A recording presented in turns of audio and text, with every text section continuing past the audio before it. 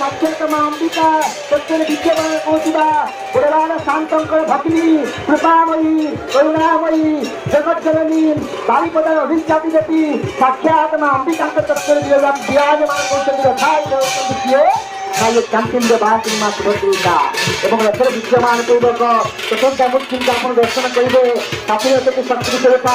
उग्रम सौम्यम प्रशांतम हरमणिमय मुकुटम कोटिबालात्मकं कुसुमं योगीनामंगुष्टमत्र पुरुष कर्म आत्मचक्रादिनाथम भगतानंग वज्रवर्मं हरिपूर्णगणे ज्ञान संहार चक्रं वंदे भक्त निदर्शन हरिमुख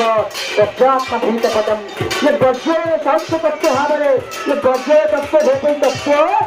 वज्र तत्व भाव आप विद्यमान करते स्वतंत्र गति भाव साक्षात शक्ति स्वरूप भाव आप विद्यमान करते अद्वैत मार्तंड शंकराचार्य सारा ब्रह्मांड मुनि जिते माँ के पाखे पहुँचले भिक्षावती करने माँ के पाखे पहुँचले मात्र तत्व को से मात्र तत्व वंदना पूर्वक लिखिले कौन ना आप किसी समय पूर्व आपण मैंने देखुले